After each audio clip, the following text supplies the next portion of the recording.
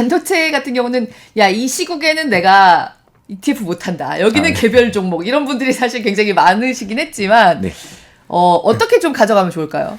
그래서 지금은 어떻게 보면은 조금 이제 지금까지 그러니까 시가총액 가중 방식의 지금 이제 빅테크 기업 ETF를 혹시나 가지고 계셨다라고 하면은 지금은 조금 이제 동일 가중 방식으로 이루어진 그러니까 이 종목 ETF 포트폴리오 내에서 동일한 비중으로 이제 그 다양하게 종목들의 그 영향력을 가져갈 수 있게 구성된 이런 종목들을 조금 더 보시는 게 좋지 않을까 싶습니다. 그래서 사실 뭐 미국 ETF 같은 경우는 저희가 테크 ETF를 말씀드릴 때 이제 XLK를 그동안 말씀드렸다라고 하면은 지금 이제 VGT를 보시라고 말씀을 드렸던 부분들도 대표적인 XLK 같은 경우는 상위 2개 종목에 굉장히 비중이 높게 실리는 종목입니다. 그래서 엔비디아와 마이크로소프트에 지금 20% 넘는 비중이 실려 있고 애플부터는 이제 5% 수준까지 비중이 확 줄어드는 이런 구조를 가지고 있기 때문에 엔비디아 쪽의 영향력이 좀 더 커질 수 있는 좀 이런 부분들이 있다라고 하면은 VGT 같은 경우는 조금 더 스무딩 시켜가지고 이제 좀 애플과 마이크로소프트, 엔비디아의 비중이 10% 중반 수준으로 비슷하게 이제 구성이 되어 있는 이런 과정들이 있기 때문에 약간 조금 이제 다듬어져 있는 밸런스를 가지고 있는 포트폴리오를 선택하시는 게 좋겠다 말씀드릴 수 있는 거고요. 우리나라 상장 종목들 같은 경우는 사실 그동안 이제 또 이것도 좀 사실 말씀드렸던 종목이긴 한데 코덱스 빅테크 탑10 그 환해치되어 있는 종목 같은 경우가 얘가 이제 빅테크 10개 종목을 동일 가중 방식으로 구성을 해놨습니다. 그래서 지금은 어떻게 보면 이런 식으로 밸런스를 맞춰놓고 퀄리티에 대한 컨셉을 좀 더 강화시키는 게 지금은 좀 더 유리하고 리스크를 관리할 수 있기에 조금 더 용이하실 수 있기 때문에 빅테크 포지션은 이런 식으로 좀 밸런스를 좀 바꿔놓는 게 조금 더 좀 좋지 않을까 싶습니다. 그러면 이제 제일 궁금한 건 이거죠. 이 조정이 어느 정도까지 갈 수 있을 것인가? 대선까지도 갈 건가? 아니면 좀 그래도 분위기가 바뀌는 시점으로 고려해 볼 수 있을 만한 시점이 중간에 있을까? 일단은 지금 저희가 3분기 수준까지는 8월까지는 좀 봐야 되지 않을까 싶습니다. 왜냐면은 엔비디아 실적이 일단 8월 중순에 나올 거고요. 그리고 이제 저희가 이제 FMC도 생각을 해봐야 되는데 FMC가 9월 중순에 또 열릴 겁니다. 그렇게 되면은 사실 블랙아웃 기간 들어가기 전에 좀 더 명확한 시그널을 줄 가능성들이 높기 때문에 엔비디아 실적까지는 조금 이런 부분들이 같이 조금 실적 경계치랑 대선에 대한 모멘텀들이 경계감들이 같이 부각이 될 가능성들이 있고요. 저희 차트 테이블이 있네요. 저 같이 보시면은 요거 아마 지난주 들었던 것 같은데 XLK와 VGT 요거 보시면은 이제 아까 구성이 좀 다르다라는 부분들을 테이블을 통해서 좀 비교를 하실 수가 있습니다. 저희 이거 스프 앱에 올라가 있는 거죠? 그랬을 것 같습니다. 스프 앱에 저희 올려놨던 저희 스프 앱에 올려놨던 게 맞죠? 맞을 것 같습니다. 그리고 이런 부분들이 어쨌든 이 정책에 대한 부분들 그리고 또 통화 정책에 대한 부분들 실적에 대한 부분들 이 시간을 좀 나눠서 본다라고 하면은 9월에 들어가면서부터는 금리 인하에 대한 기대치들이 조금 더 계속적으로 압박이 좀 커질 수 있는 그러니까 시장의 기대치를 커질 수 있는 구매에 들어갈 거기 때문에 그때는 조금 더 좀 반등을 좀 모색해보는 시간들이 좀 더 다가오지 않을까 좀 생각하고 있습니다. 사실 한국 투자자들 빅테크에 가장 관심이 많긴 하지만 그만큼 또 관심 많이 갖고 많이 사셨던 게 일라이릴리와 노보 노디스크가 들어가 있는 미국 제약업계 ETF였습니다. 근데 엔비디아처럼 시장 지배력이 상당히 독점적이다. 독과점에 가깝다. 이게 굉장히 컸는데 로슈가 먹는 비만약 냈고 이게 뭐 살이 잘 빠진다고 하더라고요. 일단은 지금 로슈가 이제 임상 결과를 내면서 일단은 이제 어제 보면은 일라이릴리와 노보노디스크가 조정을 받고 로슈의 주가가 이제 강세를 보이고 이런 그림들이 나왔는데 일단은 뭐 물론 이제 실적으로 반영되는 거는 상당히 좀 오랜 기간이 걸릴 겁니다. 왜냐면은 지금 임상 거의 초기 단계이기 때문에 사실은 지금 실제로 반영되는 데까지는 좀 기간이 좀 오래 걸릴 수 있다. 뭐 사실 이게 좀 제약 쪽의 가장 특징적인 부분들 중에 하나이기도 하고요.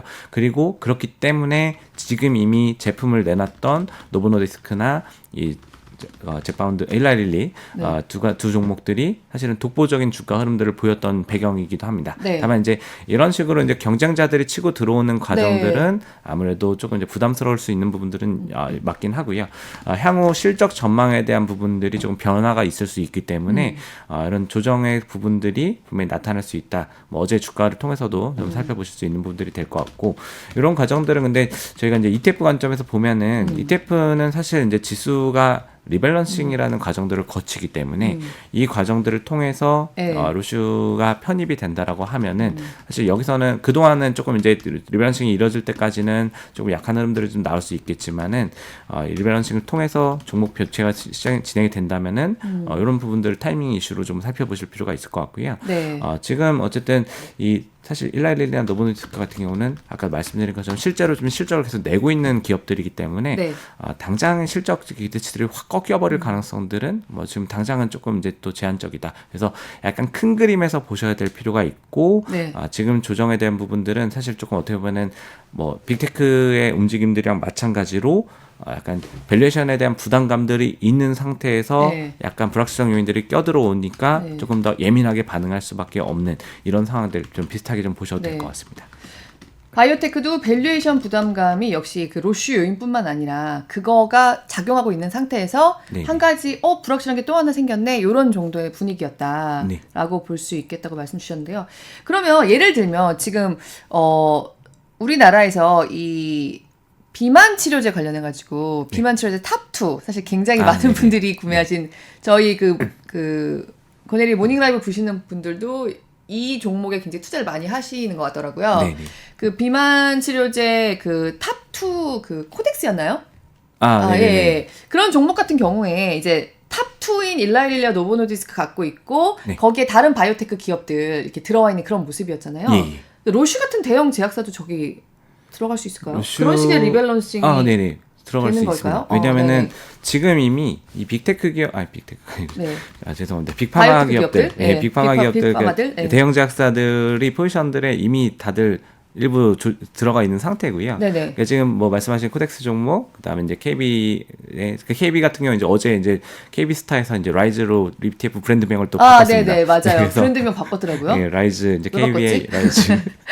네, 그리고 이제 타이거 요 세 개 종목이 비만 치료제 ETF로 지금 상장이 되어 있고요. 근데 네. 사실 또 조금 더 범위를 넓혀 보면은 코세프 쪽에서 이제 블랙버스터 미국 제약 해가지고 네. 그 이제 제약 회사들을 조금 더 확장한 키움 자산에서 이제 낸 ETF도 네. 이제 후속 주자로 이제 상장이 되어 있습니다. 네. 이런 종목들에 다 이제 편입이 되어 있는데 구성 요소들을 보면은 대부분 다 빅파마들, 대형 제약사들이 다 들어와 있고요. 네네. 이게 지금 제한이 되어 있는 그림들이 아니고 사실 이게 대형 제약사들이 이 ETF들에 다 들어와 있는 이유는 동일한 배경들입니다. 이게 빅파마들, 그 대형 제약사들 같은 경우는 현금 흐름들이 좋기 때문에 네. 인수합병을 통해서 언제든지 이 사업에 뭐 직접 개발도 당연히 진행이 되겠지만은 네. 언제나 인수합병을 통해 가지고 이 사업을 끌고 갈 수 있다라는 기대치들을 가져갈 수 있는 그림들이 항상 장착되어 있어서 네. 이런 그림들이 좀 비만 치료제 ETF에는 사실 빅파마에 대한 제한이 뭐 배려가 있는 부분들이 아니다. 이런 것들도 좀 함께 좀 참고하시면 될 것 같습니다. 저희가 처음에 좀 이 바이오테크 쪽이나 빅파마들 쪽은 ETF로 조금 접근하시는 방법을 좀 소개를 드렸던 게 워낙 이렇게 신약 하나 나오는 거에 따라서 분위기가 굉장히 급변을 하고 물론 이게 실제로 실적으로까지 이어지는 데는 늘 임상 기간 거치면서 지금 시간이 들어간다고는 하지만 워낙 조금 변동성이 강해서 뭐랄까 이렇게 신중한 혹은 좀 안정적인 수익을 선호하는 좀 점잖은 투자자분들은 진짜 아무리 벌어도 저쪽은 안 쳐다본다는 말씀을 많이 하셨던 그런 좀 네네. 섹터긴 하잖아요. 네네, 그렇기 때문에 오히려 약간 묶음으로 보시는 게 좋을 수 있다라고 저희가 몇 달 전부터 가끔 좀 말씀을 드렸었는데 어쩌면 지금이 가장 저희가 말씀드렸던 어떤 접근법에 맞는 시기일지도 모르겠다는 생각이 좀 네네. 들긴 합니다. 네, 아무래도 이게 지금 사실 바이오 같은 경우는 저희가 조금 이제 두 가지로 나눠서 말씀을 드리긴 합니다. 네. 조금 어떻게 보면은 약간 이제 이런 비만 치료제 같은 경우는 테마가 확실하게 딱 이렇게 한정이 되어 있기 때문에 여기서 오히려 종목 선정에 대한 그림들을 좀 더 뚜렷하게 가져갈 수 있는 이런 좀 부분들, 바스켓에 대한 부분들, 아까 말씀하신 것처럼 임상 단계에 진행되는 과정에서 종목 선정 능력 자체를 집중해서 가져갈 수 있는 형태, 그리고 또 분산해서 가져갈 수 있는 형태가 같이 발현이 되기 때문에 네. 이런 부분들이 조금 더 이런 종목들, 테마 종목을 통해서는 저희가 살펴볼 수 있는 부분들이 분명히 있고요. 네. 그리고 또 사실 이제 바이오 같은 경우는 조금 이제 종목을 넓혀가지고 저희가 이 산업 자체에 대해서 좀 말씀을 드릴 때는 사실 액티브 ETF를 좀 더 말씀드리기도 합니다. 네. 그러니까 액티브 ETF라고 하면은 지금 시장에 상장된 대표적인 이제 그 바이오 쪽 액티브 ETF가 네. 코엑트 바이오 헬스케어 액티브 ETF라는 게 있고, 네. 그다음에 이제 타임폴리오에서 나온 K 바이오 액티브 ETF가 있습니다. 네. 요 두 종목 같은 경우는 이제 말씀드린 코엑트 같은 경우는 삼성 액티브 자산운용이고, 네. 타임폴리오는